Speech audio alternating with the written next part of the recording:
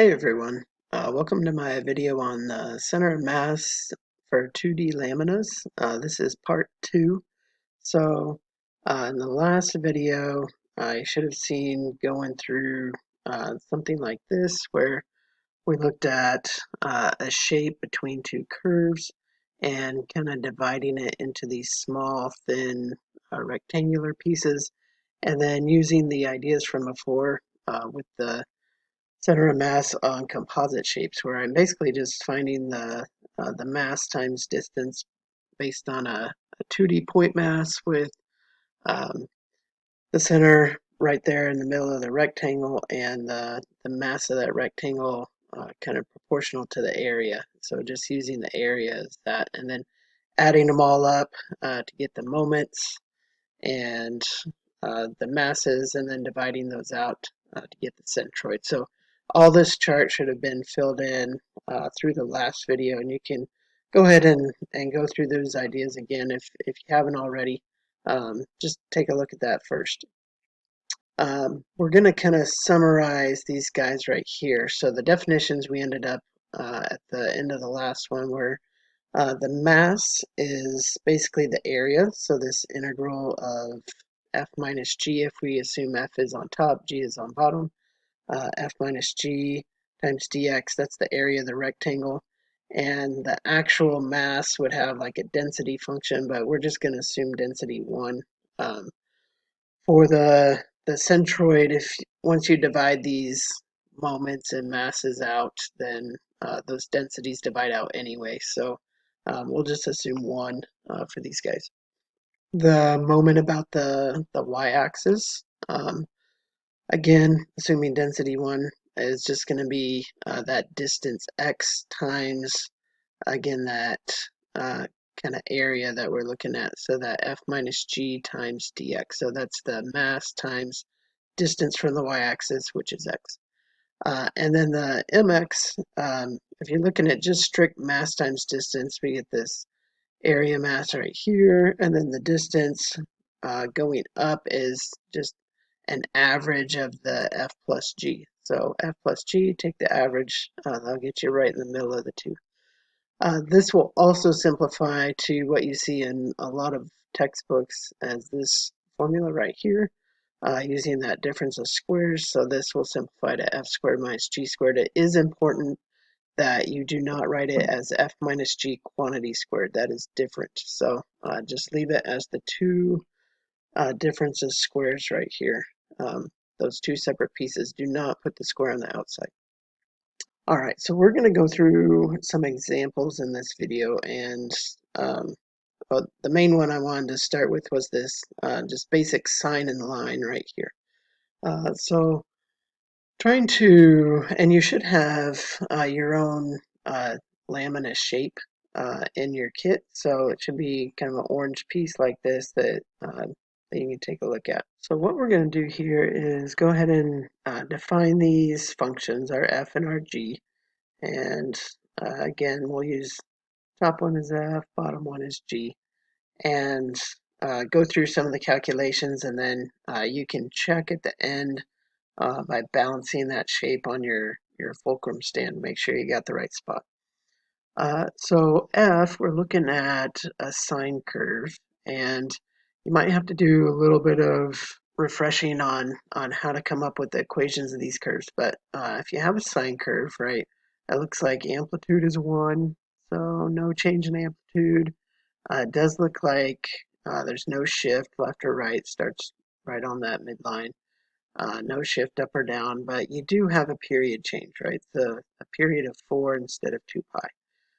So remember, you can always do something like this. Period is 2 pi over k, where k is the number in front of your x, basically inside the sine function, or you can swap these. K is 2 pi over the period if you just rearrange the equation. So we'll go and use this period of 4 right here. Find that k. So 2 pi over 4. That'll simplify to pi over 2. And we can go ahead and write that right in here. So we got the sine of pi over 2 times x. All right. The g of x, we just got a line, looks like a slope, negative 1/2, and starts at a y-intercept of negative 2. So we'll just get this negative 1/2 x minus 2. All right. And we're on the interval 0 to 4. So these will be our bounds in our integral, so 0 to 4.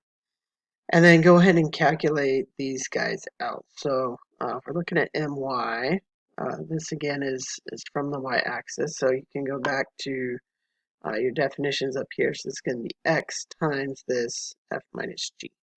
So we would get this integral from 0 to 4 of, oops, 0 to 4 of x times f minus g. So this would be the sine of pi over 2x minus this negative 1/2 x minus 2. And you could go ahead and distribute and kind of simplify that if you wanted. With our dx right there. So I'm going to go through and calculate these depending on the order you go in the class. You may or may not be able to figure out this integral. So if you distribute the x times these will just be power functions, and you can do those pretty easily. But the x times that sine, if you haven't done integration by parts yet, you're not going to be able to figure that one out. There's really no other way to go about doing that guy. So if you haven't done integration by parts, there's several integration techniques, usually in a chapter that you'll go through. And sometimes people do those before the application, sometimes they do them after.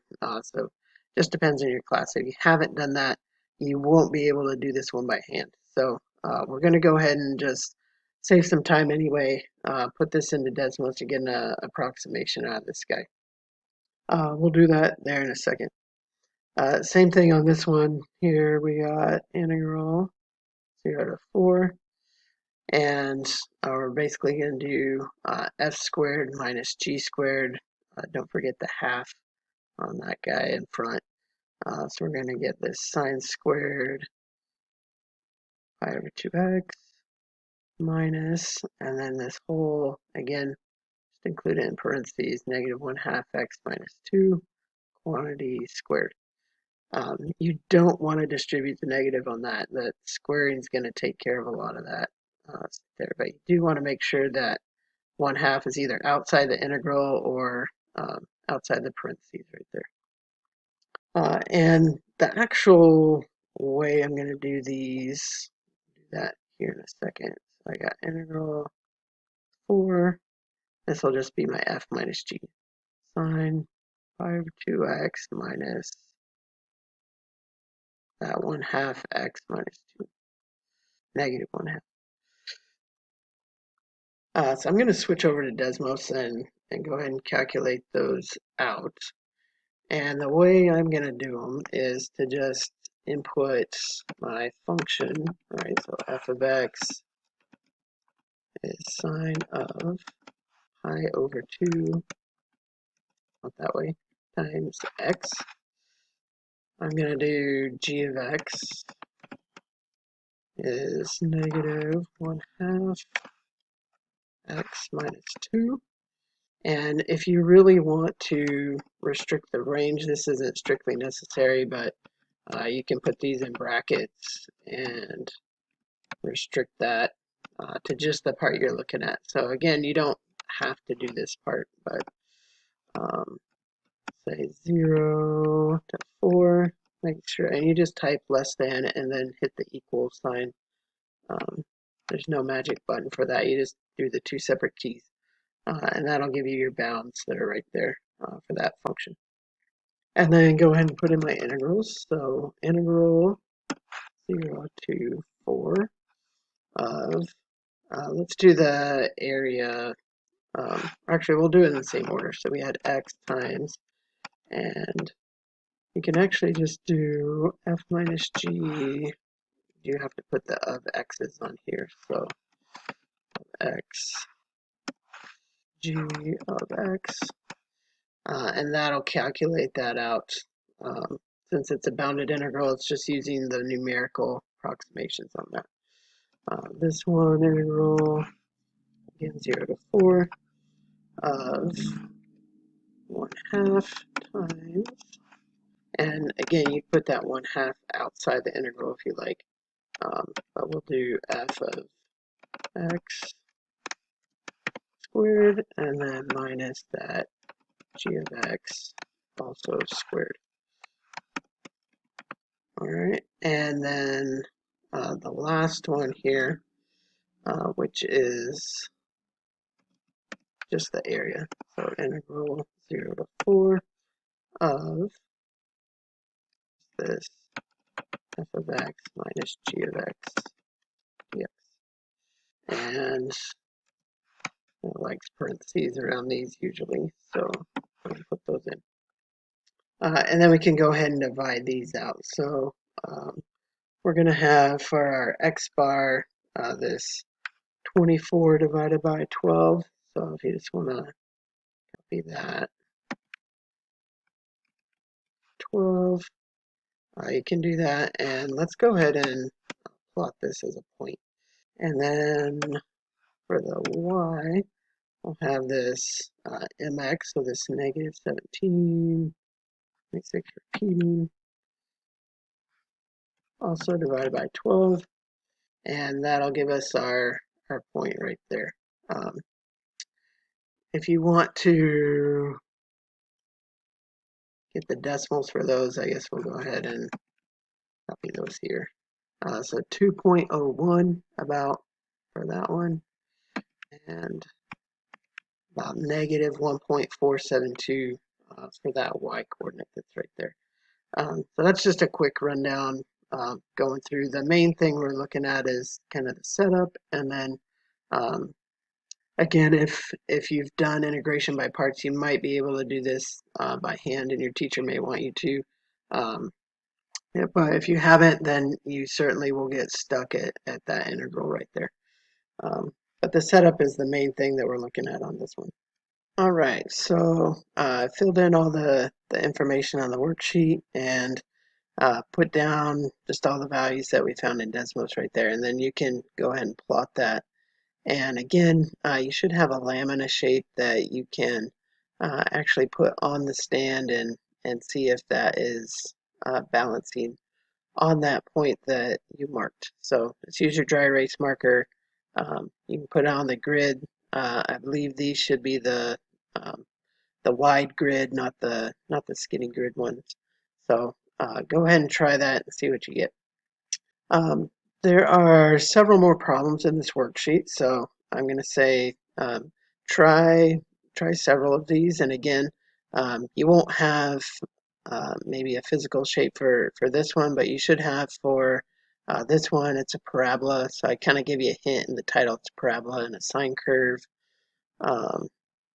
This one obviously lines with this extra box shape right here. So this you would want to actually find, use your composite idea. So find, say, this line down to the x-axis right here, and treat this as like two triangles and then this rectangle that you can do a composite type of idea on. And then this last one, it's a parabola, and then this bottom one is a square root function. So it's been flipped upside down and kind of stretched or compressed with that one. So, but that is a square root function on the bottom.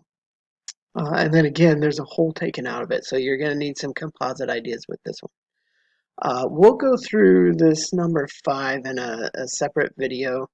But go ahead and try it, see, where you get stuck, where you're having trouble, that sort of thing. And then you can check out that other video for this one. Homework at the end, as usual, even some OpenStax problems, but that'll do it for this video. I just wanted to show you a main example, and then, like I said, we'll do a composite one in the next video.